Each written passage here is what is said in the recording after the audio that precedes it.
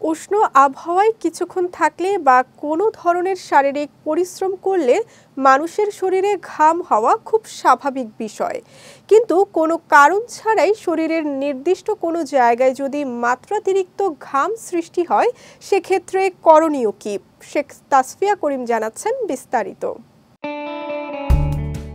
অতিরিক্ত ঘামের সঙ্গে শরীরে দুর্গন্ধ তৈরি হওয়া একজন ব্যক্তিকে সামাজিকভাবে অপদস্থ অবস্থায় ফেলতে পারে।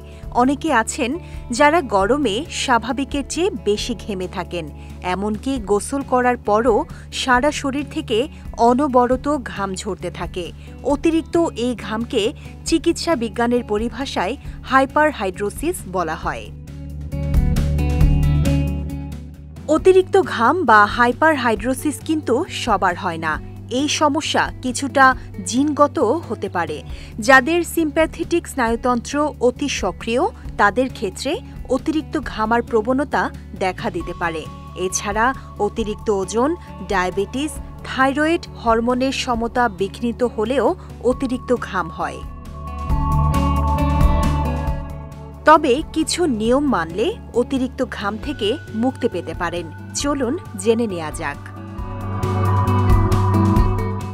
অতিরিক্ত ঘামের সমস্যা থাকলে হালকা রঙের সুতি এবং ঢিলে ঢালা পোশাক পরা উচিত। এতে ঘাম কিছুটা কম হবে। এছাড়া তীব্র গরমে শরীর থেকে প্রচুর পরিমাণে পানি বের হয়ে যায়, তাই প্রচুর পানি পান করতে হবে। পানি শূন্যতা দূর করতে পানির পাশাপাশি বিভিন্ন রকমের মৌসুমি ফলের জুস ও ডাবের পানি খেতে পারেন। অতিরিক্ত ঘামের সমস্যা থেকে মুক্তি পেতে নিয়মিত খাবার তালিকায় শাকসবজি ও উচ্চ ফাইবারযুক্ত খাবার রাখা উচিত। যেমন ওটস ও শস্য জাতীয় খাবার রাখলে হজম ভালো হয়।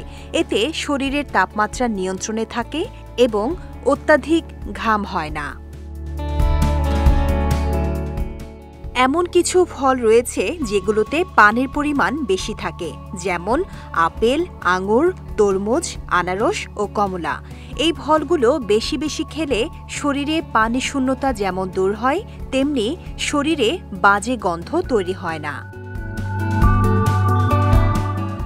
অতিরিক্ত ঘামের সমস্যা হলে ক্ষেত্রবিশেষে ডার্মাটোলজিস্টরা ওষুধ গ্রহণ, বোটক্স ইনজেকশন নেওয়া বা সার্জারির মাধ্যমে ঘাম তৈরি করা গ্রন্থিগুলো অপসারণ করার পরামর্শ দিতে পারেন। তবে এক্ষেত্রে চিকিৎসকের পরামর্শ ছাড়া কোনো ধরনের ওষুধ গ্রহণ করা উচিত নয়।